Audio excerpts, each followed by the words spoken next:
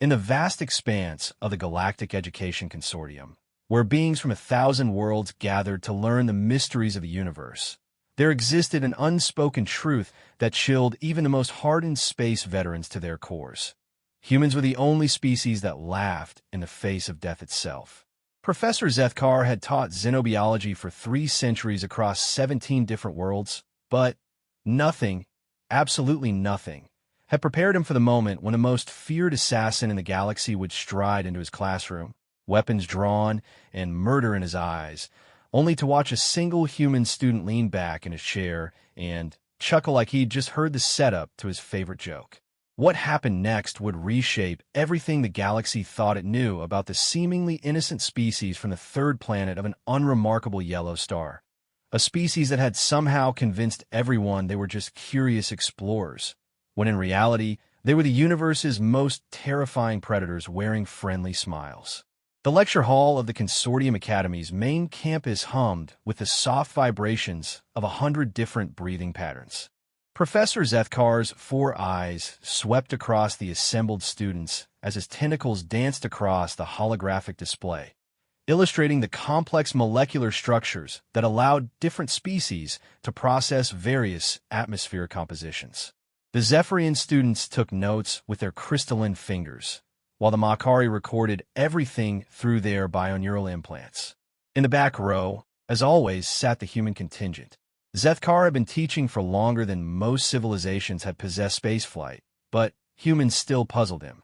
They were relatively new to the galactic community, having achieved faster-than-light travel only 2 centuries ago, yet they had integrated into consortium society with an ease that bordered on suspicious. They seemed so harmless, so curious, and eager to learn about other cultures, so quick to offer help and friendship. And yet there was something in their eyes that made his subsidiary nervous system tingle with ancient warnings. Marcus Chun sat in his usual spot, 3rd row from the back, directly behind the towering Vorthan student whose metallic carapace reflected the lecture hall's soft lighting. To Marcus's left sat Yuki Tanaka, furiously scribbling notes in her personal shorthand, and to his right lounged Pavel Volkov, who seemed more interested in the cute Felinian girl 2 rows ahead than in the professor's discussion of respiratory biochemistry. Now, as we can observe, Professor Zethkar continued, his voice carrying the slight whistle that characterized his species' speech patterns. The Diluvian respiratory system operates on a completely different principle than most carbon-based life forms. Instead of processing oxygen, they extract energy from. The lecture hall's main entrance exploded inward with a sound like thunder splitting stone. Silence crashed over the room like a physical force. 300 students from dozens of species froze in terror as a figure stepped through the smoking remains of the reinforced doorway. The emergency lighting cast harsh red shadows across features that had become legend throughout the galaxy. The scarred face of Krexthan the Butcher, most wanted assassin in 7 sectors. The Corvin stood nearly 3 meters tall, his 4 arms ending in razor-sharp claws that had personally ended more lives than some stellar wars. His scarred exoskeleton bore the ritual markings of 100 kills, each one representing a high-value target eliminated with surgical precision.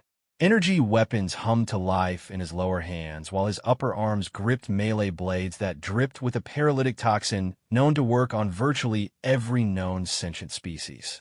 Students began to hyperventilate in patterns specific to their species.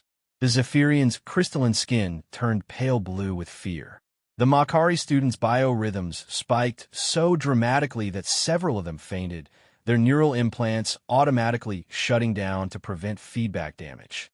Even the usually stoic Vorthans released stress pheromones that filled the air with the scent of rusting metal.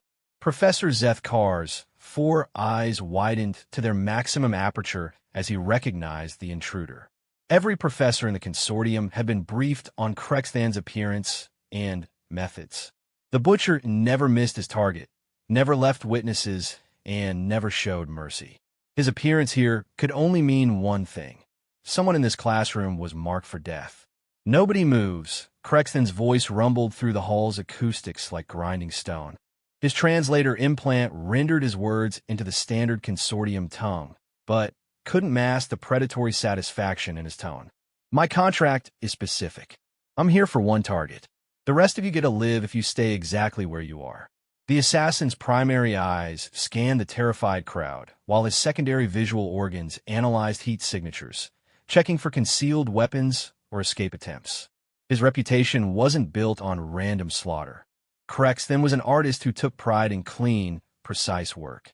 Collateral damage was inefficient and unprofessional.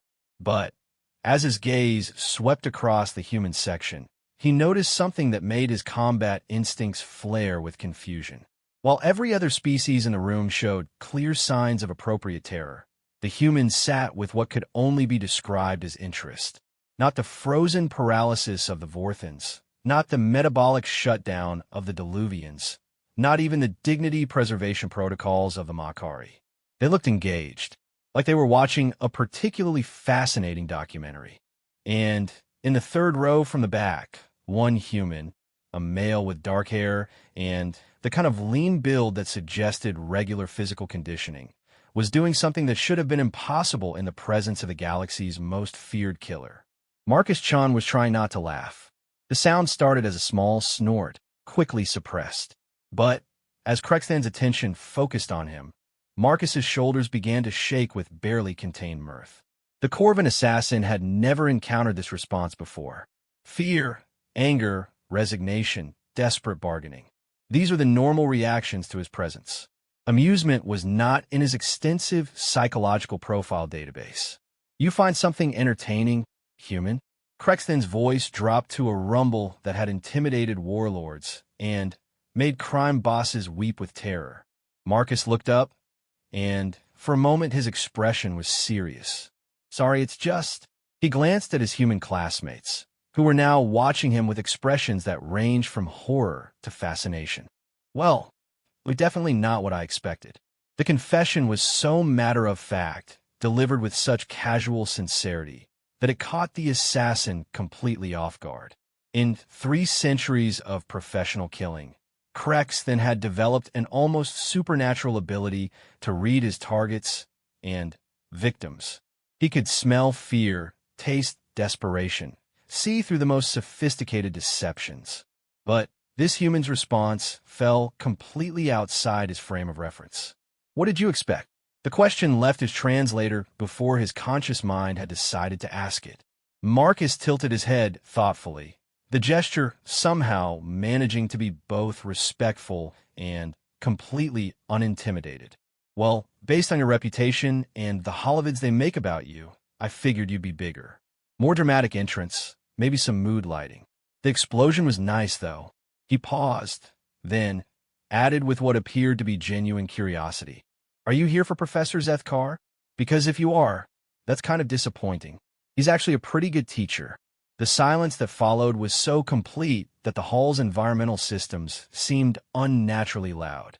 Professor Zethkar's tentacles had gone completely rigid with shock. His species' primary survival instinct was to remain absolutely motionless when confronted with apex predators, but his academic mind was reeling with the impossibility of what he was witnessing.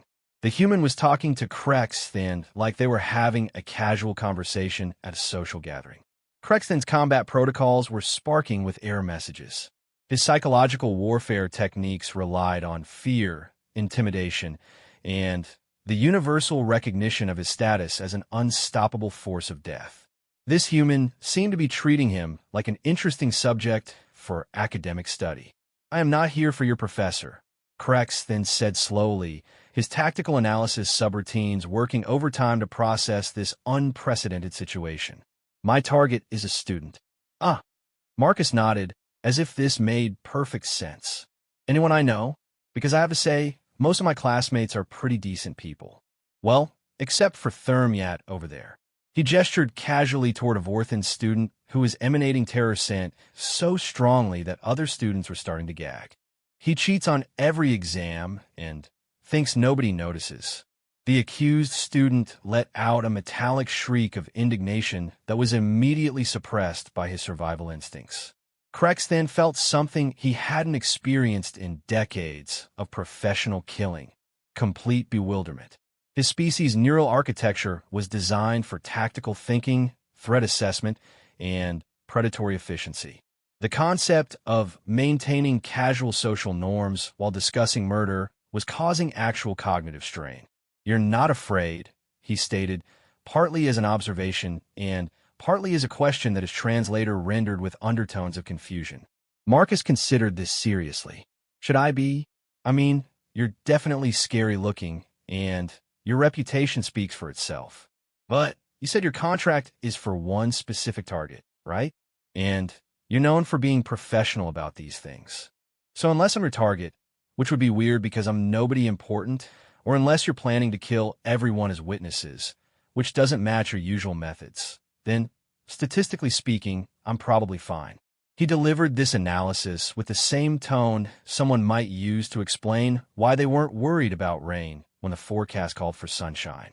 "Besides," Marcus continued, his voice carrying just a hint of something that might have been anticipation, "I'm curious to see how this plays out. We don't get much excitement in advanced xenobiology." Yuki Tanaka, still frozen in place beside him, managed to whisper through paralyzed vocal cords, "Marcus, what the hell are you doing?" Marcus glanced at her with a reassuring smile. "It's fine, Yuki. Trust me."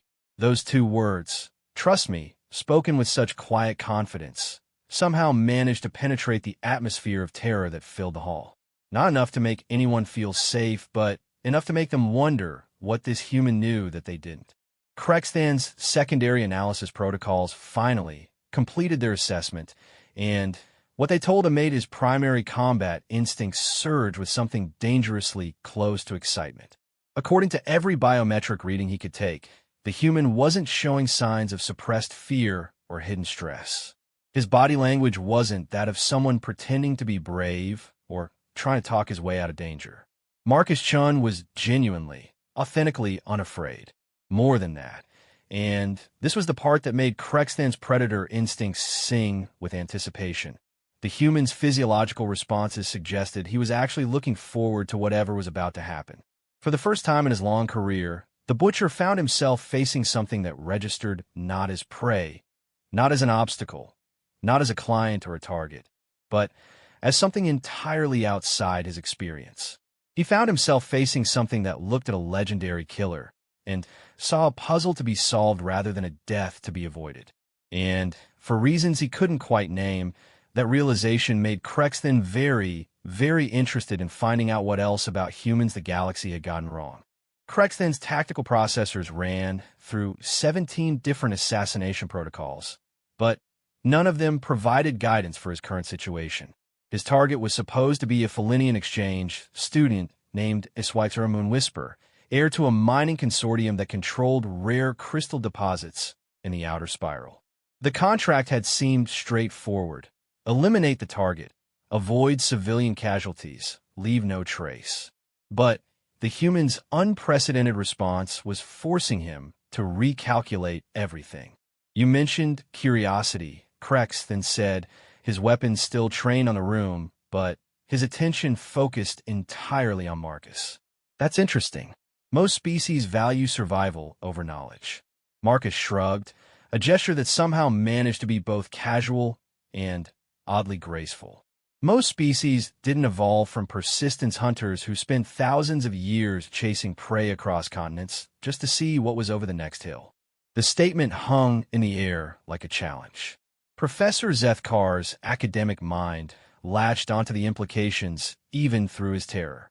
He had studied human evolutionary history, of course, but like most consortium scholars, he had focused on their technological development and social structures. The idea that their curiosity might be a predatory trait rather than a peaceful one was unsettling.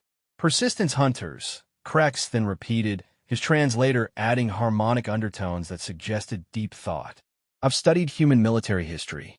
Your species has a reputation for being tenacious in combat, but you're known as explorers and diplomats.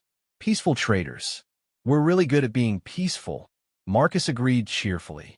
"We've had lots of practice. It took us a few thousand years to figure out that cooperation works better than competition for most things." He paused, and For just a moment, something flickered in his eyes that made several nearby students unconsciously lean away from him. But we never forgot how to compete. Yuki Tanaka was staring at her classmate with an expression of growing horror. She had known Marcus for 2 years, had studied with him, shared meals with him, even dated him briefly before they decided they worked better as friends. She thought she knew him, but the person speaking now carried himself differently, moved differently, spoke with a casual confidence that suggested familiarity with violence. "Marcus," she whispered, "you're scaring me." He looked at her with genuine concern. "I am sorry, Yuki. I don't want you to be scared. But I need you to understand something important."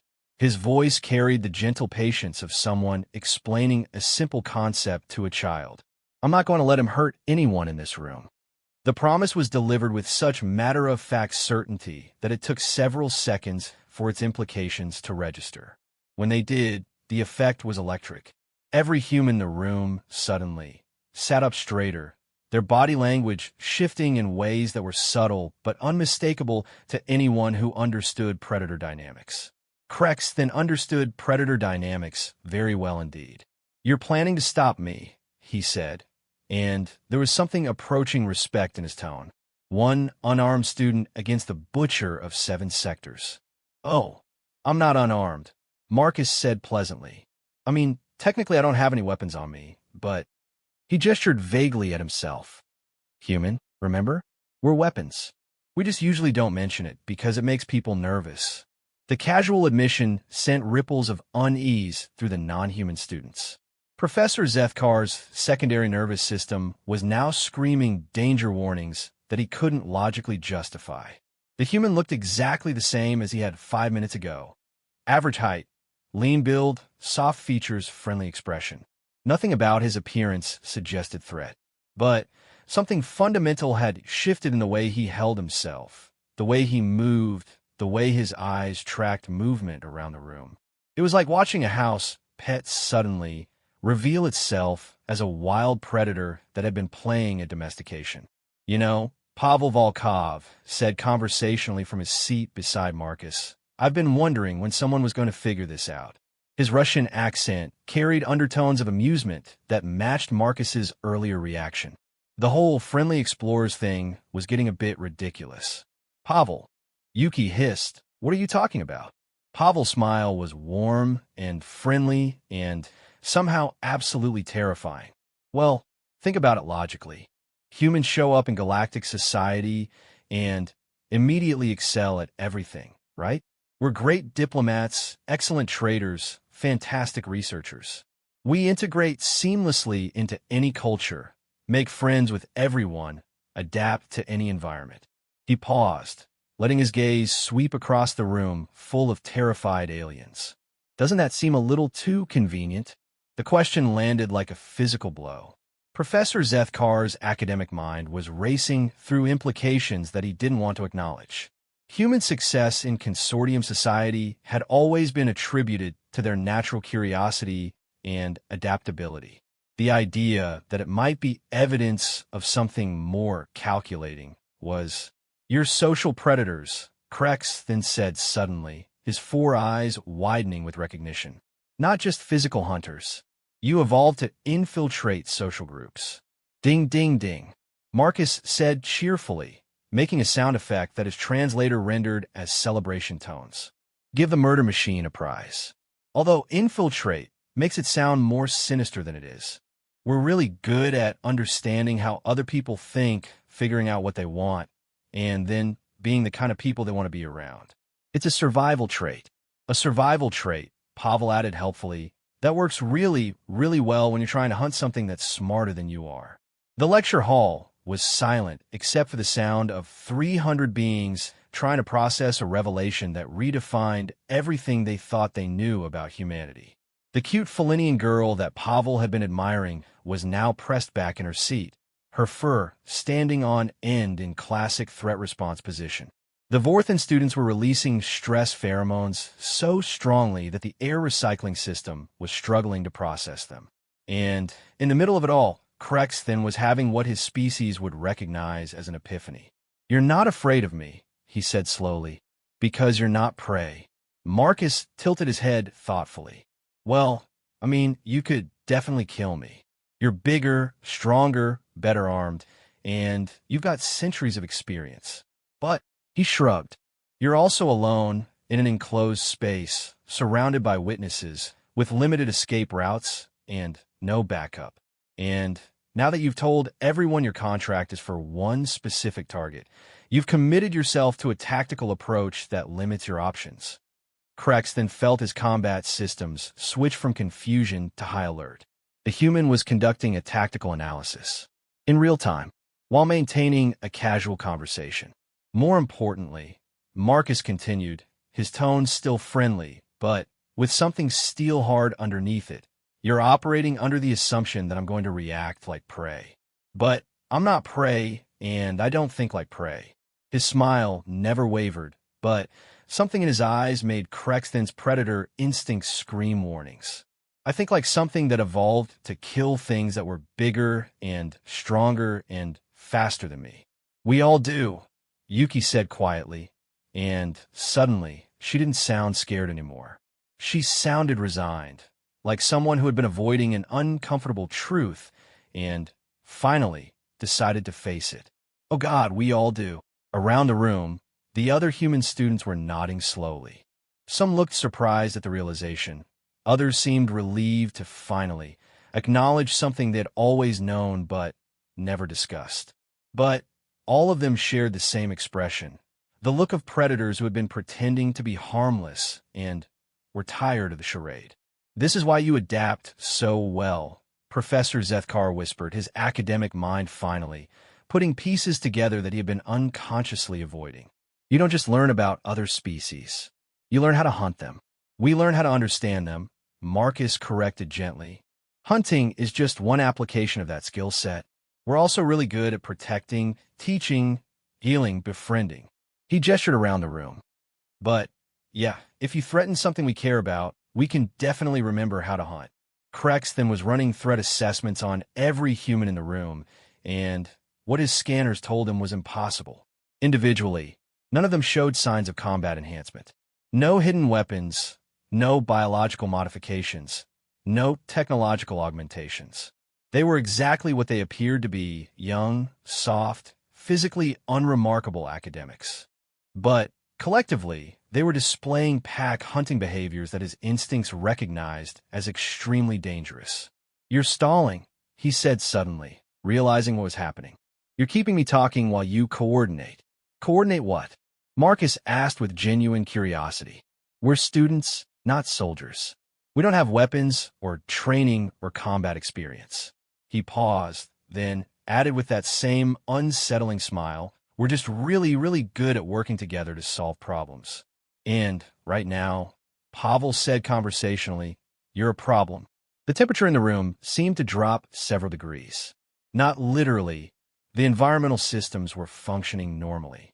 But something in the way the humans were looking at him made Krex then feel like prey for the first time in his long, violent career.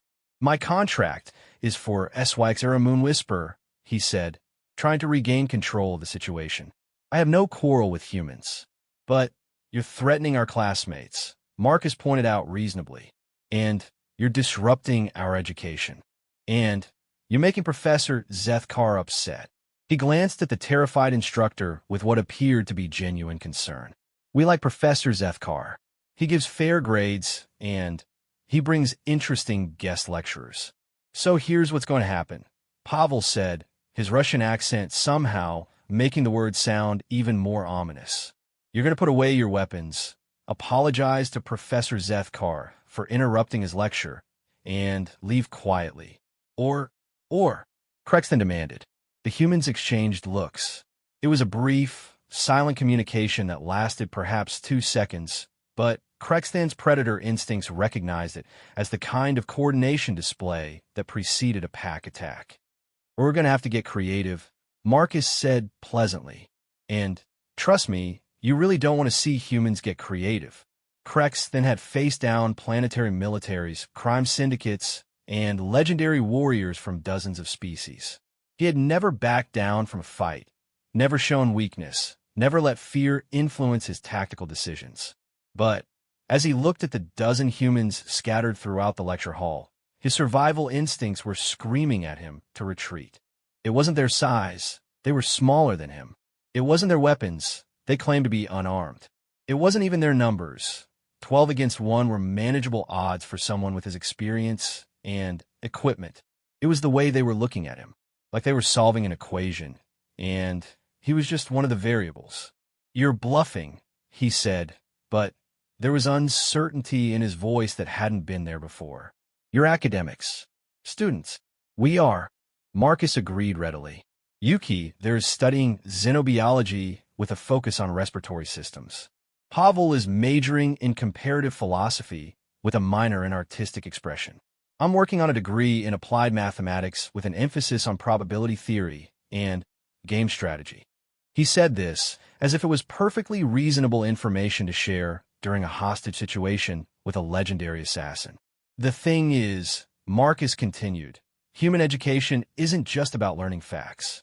It's about learning how to think, how to analyze problems, break them down into component parts, and find solutions." His smile was still friendly, still warm, but there was something predatory about it now. "And right now, we're all looking at the same problem." "Which is?" Crexton demanded. "How to neutralize a threat without causing casualties," Pavel said cheerfully. "It's actually a pretty interesting puzzle when you think about it. You're bigger and stronger than any of us individually. You have superior weapons and armor, centuries of combat experience, and a reputation for never missing your target. On the other hand," Yuki added, her voice steady despite the terror that had been gripping her moments before, "you're in an enclosed space with limited exits, surrounded by potential witnesses, and committed to a specific target. Plus, you're operating under the assumption that you understand your opponents. And that last part," Marcus said, "is where you made your mistake." Crexton's tactical assessment programs were running continuously, analyzing escape routes, threat vectors, and combat probabilities. But the human's behavior fell so far outside normal parameters that his decision-making algorithms were struggling to process the data. "You want to know what humans are really good at?" Marcus asked, his tone conversational despite the deadly tension in the room. "We're good at persistence. We're good at adaptation. And we're very, very good at turning environmental factors to our advantage." As if his words were a signal, things began happening around the room with subtle but unmistakable coordination. Human students started shifting positions, not obviously, not threatening, but with the kind of casual movement that slowly optimized their spacing and angles. Non-human students unconsciously moved away from the humans, responding to predator cues that their instincts recognized, even if their conscious minds didn't understand them. Professor Zethkar watched the choreography with growing horror. His species' evolutionary history included being hunted by pack predators, and ancient memories were screaming warnings that his academic mind couldn't override. The humans were moving like wolves, circling prey, except they were doing it while pretending to be sheep. "Environmental factors," Crexton repeated, trying to identify the threat. His sensors weren't detecting any unusual energy signatures, no hidden weapons, no technological traps. "Well, let's see," Marcus said thoughtfully. "We're in a lecture hall with stadium seating, which gives us height advantages and multiple elevation points. The lighting system is controlled by the professor's workstation, which Pavel's girlfriend happens to know how to operate because she works part-time in building maintenance." Pavel raised his hand slightly. "Former girlfriend, technically, but we stayed friends. She taught me a few things. The air circulation system," Yuki added helpfully, "cycles through the chemistry labs on this floor before reaching this room. And there are several human students taking advanced chemistry who have access to lab materials that would be concerning if they accidentally spilled into the ventilation system." "Accidentally," Marcus repeated with a grin that was both innocent and absolutely terrifying. Crexton was beginning to understand why his instincts were screaming at him. The humans weren't just stalling for time. They were conducting a real-time tactical analysis and turning an academic environment into a hunting ground. "You can't be serious," he said. You would gas the entire room? Of course not, Marcus said, looking genuinely offended. We're not monsters. We'd never hurt our classmates or Professor Zethkar. He paused.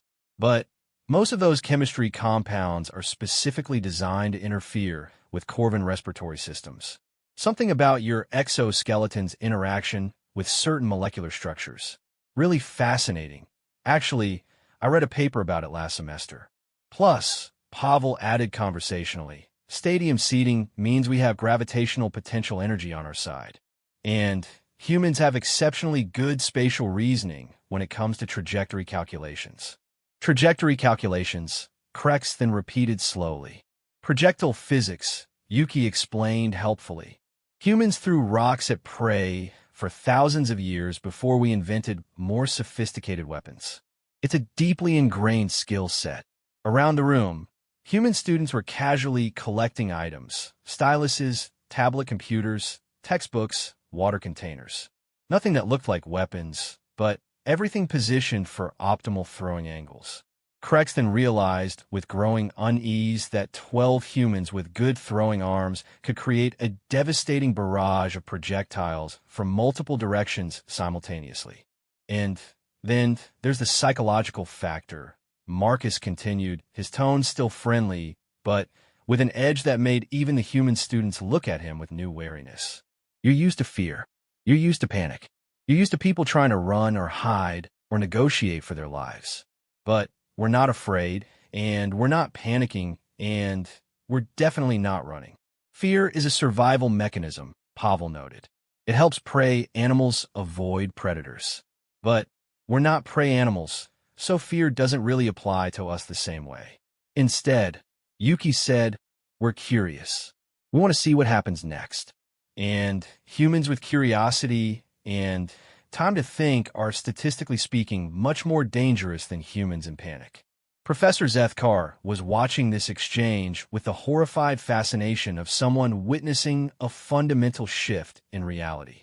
His students, the friendly, helpful, eager to please human students he had been teaching for months, were casually discussing tactics for taking down a legendary assassin like they were planning a group study session.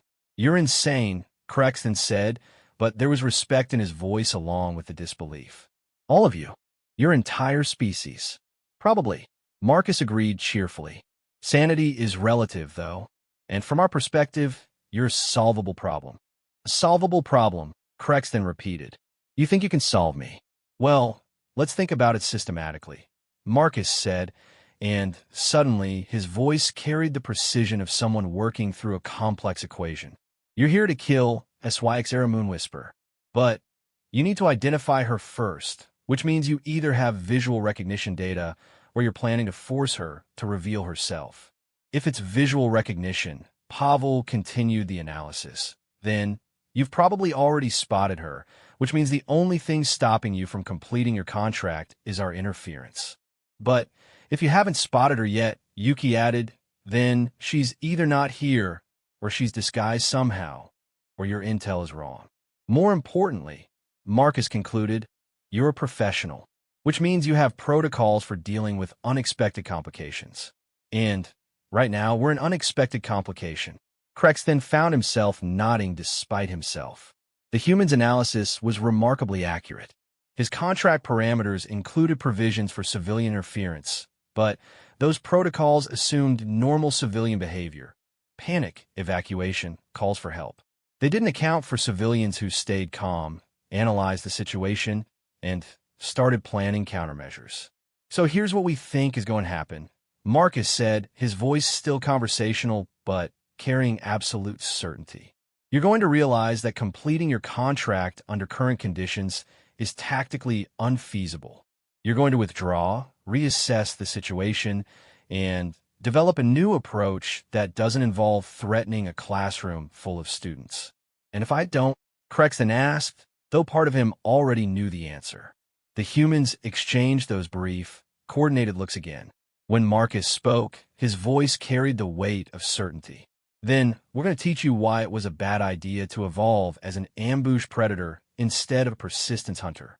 Around the room, non-human students were pressing themselves back against the walls, responding to primal instincts that recognize the moment when predators stopped posturing and started hunting. The humans had spread throughout the room with casual precision, each positioned to contribute to a coordinated assault that would come from multiple angles simultaneously. Krex then realized with crystalline clarity that he was facing something he had never encountered before, prey that had evolved into predators, and then convinced everyone, including themselves, that they were harmless. "You're not going to give me a choice," he said. "Oh, we're giving you a choice," Marcus replied. "It's just not the choice you thought you had." And with those words, the legendary Butcher of Seven Sectors found himself in the unprecedented position of being hunted by a pack of human students who thought violence was just another problem to be solved with sufficient creativity and coordination.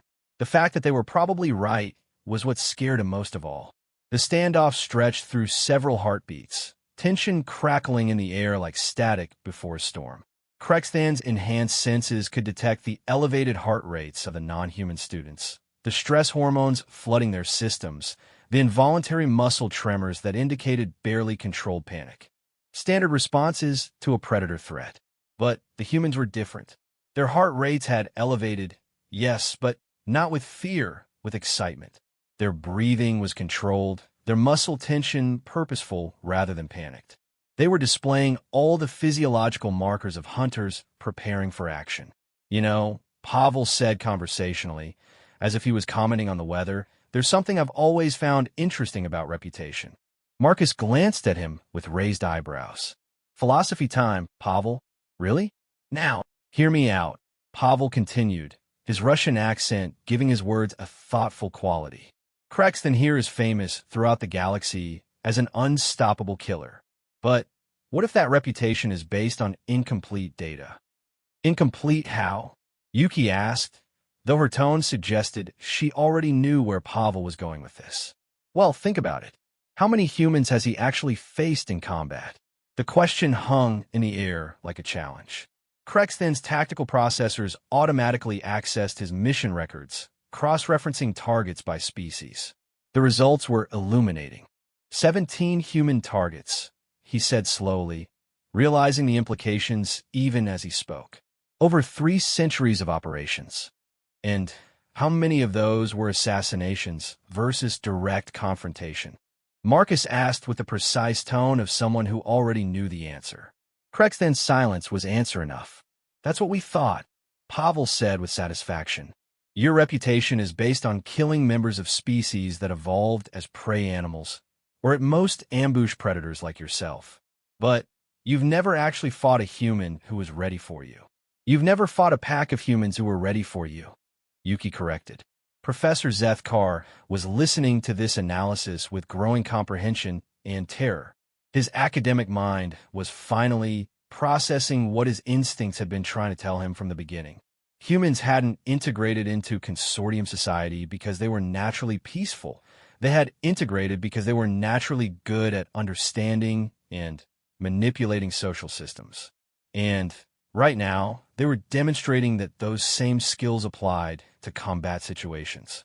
"This is fascinating from an anthropological perspective," Marcus said, his tone carrying genuine scientific curiosity despite the deadly circumstances. "We're essentially seeing what happens when an apex predator encounters a species that evolved specifically to hunt apex predators. Humans didn't evolve to hunt other humans," Krexthan pointed out, though he was beginning to suspect he was wrong about that too. "Actually," Yuki said with the precision of someone quoting from memory, "current archaeological evidence suggests that competition between early human populations was one of the primary drivers of our cognitive development. We absolutely evolved to hunt other humans. We just got so good at it that we eventually realized cooperation was more efficient than conflict." "Most of the time," Pavel added helpfully. "Most of the time," Marcus agreed. "But when cooperation fails," he shrugged with a gesture that somehow managed to be both casual and threatening. Around the room, the positioning was complete. Human students had spread throughout the lecture hall with the casual efficiency of a pack that had hunted together for years, despite the fact that most of them had never so much as been in a fight together. But The coordination was instinctive, genetic, the result of millions of years of evolution that had produced the most effective pack hunters in the galaxy. Krex then realized that he was looking at something the consortium had never seen before. Humans who had stopped pretending to be harmless. "You're enjoying this," he said suddenly, the realization hitting him like a physical blow. "We really are," Marcus confirmed with obvious pleasure. "I mean, it's terrible that you're here to hurt someone, and we're definitely going to stop you. But this is the most intellectually stimulating thing that's happened in advanced xenobiology all semester. It's like a practical application of everything we've been learning," Yuki added enthusiastically. "Predator-prey dynamics, pack coordination theory, environmental adaptation, psychological warfare. Speaking of which," Pavel said, "has anyone else noticed that we've been talking for nearly 10 minutes, and building security hasn't shown up?" The observation sent a chill through the room that had nothing to do with temperature. Professor Zethkar's 4 eyes widened as he realized the implications. The Academy's security systems were extensive and highly responsive. The explosion that had announced Krexthan's arrival should have triggered immediate response protocols. "You disabled the security systems," he whispered. "More than that," Marcus said, his voice carrying a note of professional admiration. "You isolated this room, cut the communications, blocked the entrances, probably set up some kind of interference field to prevent calls for help." He looked directly at Krexthan with something approaching respect. "Very thorough, very professional. Also," Yuki added cheerfully, "very stupid." Krexthan's tactical assessment programs were screaming warnings now. "Stupid how?" "Well," Marcus said, settling back in his chair as if he was getting comfortable for a long conversation. "You've trapped yourself in here with us. No backup, no escape route that doesn't go through the main entrance you demolished. No way to call for extraction." He smiled with genuine warmth. "From our perspective, it's like you've helpfully contained the threat so we can deal with it without worrying about collateral damage or civilian casualties. Plus," Pavel added, "you've given us time to think. And humans are really, really dangerous when they have time to think." The truth of that statement was becoming increasingly apparent. What had started as a simple assassination contract was evolving into something Krexthan had never encountered before. A tactical situation where he was not the apex predator. "You want to know what's really interesting?" Marcus continued, his voice carrying the enthusiasm of a student who had just solved a particularly challenging problem. "Your entire approach is based on intimidation and psychological dominance. Terror tactics.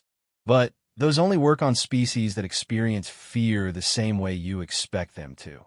Humans experience fear," Yuki said conversationally, "but we process it differently. Fear makes most species freeze, flee, or submit. But fear makes humans curious. We want to understand what's threatening us, so we can figure out how to eliminate the threat. It's a survival trait," Pavel explained helpfully. "If something was trying to kill our ancestors, they needed to study it, understand it, learn its weaknesses, and develop countermeasures. Running away just meant it would catch them eventually. So congratulations," Marcus said with that same warm, terrifying smile. "You've given us a fascinating new threat to analyze and overcome. We're having the time of our lives." Professor Zethkar made a sound that his translator rendered as a whimper.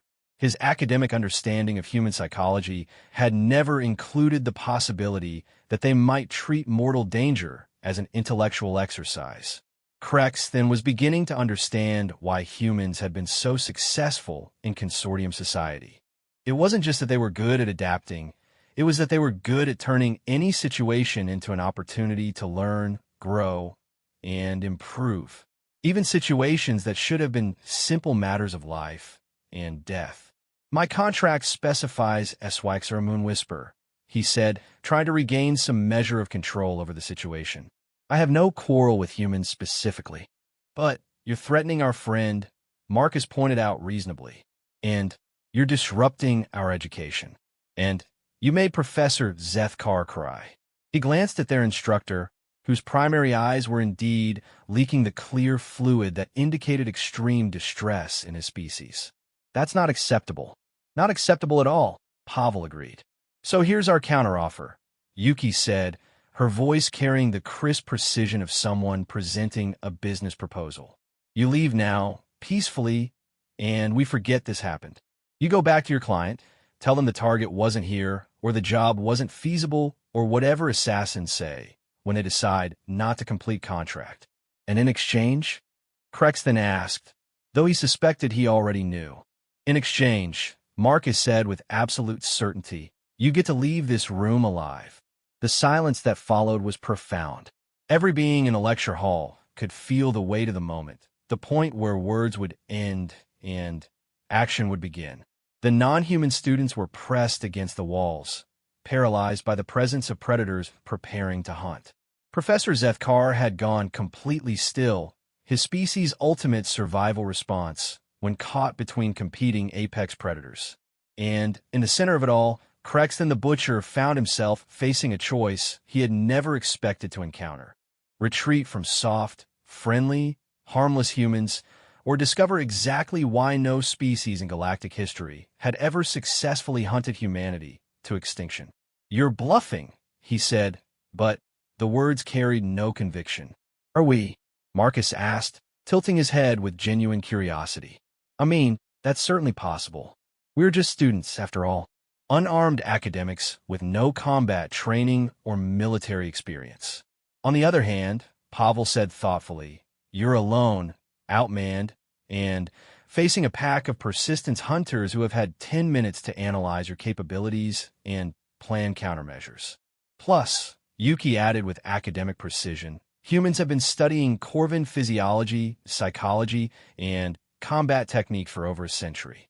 We know your species' strengths and weaknesses probably better than you do. So really, Marcus concluded, the question isn't whether we're bluffing. The question is whether you're feeling lucky. And, with those words, Crexton realized that for the first time in his 3-century career as the galaxy's most feared assassin, he absolutely was not feeling lucky at all. The decision, when it came, happened faster than conscious thought. Crexton's survival instincts, honed by 3 centuries of successful kills, suddenly screamed at him to retreat.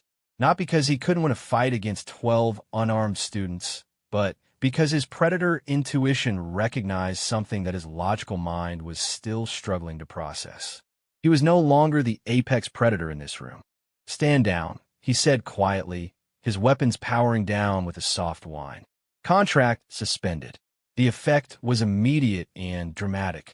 The terrible tension that had filled the room like a living thing suddenly dissipated, replaced by something that felt almost like disappointment from the human students. Professor Zethkar's tentacles slowly uncurled from their defensive positions, though he continued to stare at his human students with an expression of profound bewilderment. Good choice, Marcus said with genuine approval. For what it's worth, I think you would have taken at least half of us with you if you decided to fight. Maybe more. But not all of us, Pavel added conversationally. And the survivors would have been very, very upset about their dead classmates. Krex then felt a chill run through his exoskeleton at the casual way Pavel delivered that observation. The human wasn't making a threat. He was simply stating a fact about pack dynamics and revenge behavior that any predator species would understand. May I ask, Krex then said carefully, how you knew I would retreat? Game theory, Marcus replied promptly. You're a professional, which means you evaluate risk versus reward and make optimal decisions. Fighting us was high risk with uncertain reward, especially since you still haven't positively identified your target. Also, Yuki added, you're famous for being smart, not just deadly. Smart predators don't fight battles they don't need to fight, especially against opponents whose capabilities are unknown. Plus, Pavel said with a grin, we were counting on professional pride. Backing down from students isn't nearly as embarrassing as getting killed by students. Professor Zethkar finally found his voice. What just happened here? He asked, his translator rendering his words with undertones of deep confusion. You're students. You're supposed to be peaceful, curious, eager to learn. We are all of those things, Marcus said gently. But we're also human. And Humans are persistence hunters who evolved to work in coordinated groups to take down prey that was bigger, stronger, and more dangerous than we were individually. The peaceful, curious part is completely genuine, Yuki assured their professor. We really do love learning about other cultures, making friends with different species, exploring the universe together. Cooperation is so much more efficient than conflict for most purposes. But, Pavel continued, when someone threatens our pack, our friends, our family, well, then the other part of our evolution kicks in. The part that made us the most successful predators on our planet. Krex then was studying the humans with professional interest, now that the immediate threat had passed. You coordinate without verbal communication. Pack hunting instincts. Millions of years of evolution. Marcus confirmed. We're really good at reading micro-expressions, body language, spatial positioning. When humans decide to work together toward a common goal, we can coordinate actions with minimal verbal communication. It's why we're so successful in team sports, Yuki added helpfully, and why human military units are considered exceptionally effective in small group tactics. And why, Pavel said with obvious satisfaction, most species underestimate us. They see the cooperation and friendliness and curiosity, but they miss the fact that those are all traits we developed to be better hunters. Professor Zethkar was staring at his students with the expression of someone whose entire worldview was being systematically demolished. How many humans know about this? About what you really are? The humans exchanged glances. All of us, on some level, Marcus said slowly. But most humans don't think about it consciously. We've been peaceful for so long that the predator stuff feels like ancient history. Except when it doesn't, Yuki said quietly. When someone threatens something we care about, or when we're backed into a corner, or when we encounter a problem that requires creative solutions, then the old instincts wake up, Pavel finished. And we remember that we're the species that hunted mammoths with pointy sticks and turned wolves into pets. Krex then nodded slowly, his tactical mind cataloging this information for future reference. Your reputation in the consortium as peaceful explorers is completely accurate, Marcus said firmly. We are peaceful. We prefer exploration and cooperation and learning new things. But peaceful doesn't mean harmless. It just means we choose not to harm unless we have to. The galaxy has been very fortunate, Pavel added conversationally. The humans haven't had to make that choice very often since joining the consortium. The implications of that statement hung in the air like a warning. Professor Zethkar was beginning to understand that everything the academic community thought they knew about human psychology and sociology was based on observing humans who were choosing to be peaceful, not humans who lacked the capacity for violence. What about your target? Yuki asked Krex then, with obvious curiosity. She's not in this class, by the way. She switched to Professor Veltar's section because the scheduling worked better with her work-study program. Krex then stared at her. You know my target? Of course, Marcus said with surprise. You mentioned her name, and we all know SY. She's friends with half the humans in the xenobiology program. Sweet kid, terrible at mathematics, but brilliant at biochemical analysis. Also, Pavel added, she's under the protection of a Human Students Association now, so you'll need to find a different career path if you want to complete that contract. The Human Students Association? Krex then repeated. Oh, it's not official or anything, Yuki said casually. Just an informal network of human students who look out for each other and their friends. You know how humans are, we form social bonds really easily, and we're very protective of our extended pack. Professor Zethkar was realizing with growing horror that what the humans were describing wasn't just a student organization. It was a protection network that potentially included every human student in the consortium. And given what he had just witnessed about human capabilities when they decided to coordinate their efforts, how many humans are there in consortium space? He asked weakly. In academic programs? About 50,000, Marcus said thoughtfully. But if you include trade missions, diplomatic corps, research expeditions, and colonization projects. He shrugged. Maybe 500,000? It's hard to get exact numbers because we move around a lot. 500,000, Crexton repeated slowly.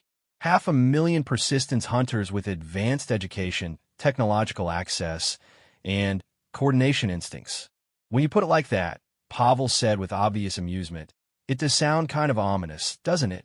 Crexton was beginning to understand why no one had ever successfully conquered or enslaved humanity.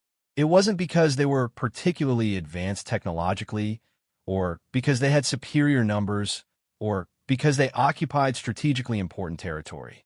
It was because they were a species of predators who had convinced everyone, including themselves, that they were harmless. And predators who were underestimated were the most dangerous predators of all. I think, he said slowly, that I need to reconsider my client's contract terms. Probably a good idea, Marcus agreed cheerfully. I mean, we're not threatening you or anything.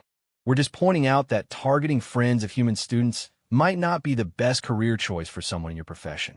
Plus, Yuki added, humans have really long memories when it comes to people who hurt their friends. And we hold grudges across generations. Persistence hunters, remember? Pavel said with a smile that was both friendly and absolutely terrifying. We don't give up, ever. Professor Zethkar watched this exchange with a growing realization that his human students weren't threatening the legendary assassin. They were educating him, teaching him about human nature the same way they might explain a complex scientific concept to a fellow student. The fact that the lesson was essentially don't make humans your enemies because they will hunt you to the ends of the galaxy with cheerful determination was just an unfortunate coincidence. I believe, Crexton said carefully, that this has been a very educational experience for all of us. Oh, absolutely, Marcus said with obvious satisfaction. I learned that our reputation for being harmless is more effective than I thought. You learned that humans are more dangerous than our reputation suggests. And Professor Zethkar learned that his peaceful students are capable of coordinated pack tactics. Speaking of which, Yuki said, turning to their instructor with obvious concern, "Are you all right, Professor? You look a little shaken." Professor Zethkar stared at the human student who was asking about his well-being with genuine warmth and concern, the same student who had been casually discussing chemical warfare and projectile physics 10 minutes earlier. "I think," he said slowly, "that I need to completely revise my understanding of human psychology." "That's the spirit," Pavel said with enthusiasm. "Critical thinking and willingness to revise hypotheses based on new evidence. You're going to be a great teacher." And as Crexton quietly gathered his weapons and prepared to leave through the hole he had blown in the entrance, he couldn't help but think that the galaxy's greatest fortune was that humans genuinely preferred education to extermination. Because if they ever changed their minds about that preference, there wasn't a force in the known universe that could stop them. The last thing he heard as he departed was Marcus calling out cheerfully, "Safe travels." And remember, humans are great at making friends, but we're even better at remembering enemies. It was, Crexton reflected as he disappeared into the Academy's corridors, the most polite threat he had ever received. And somehow, that made it infinitely more terrifying.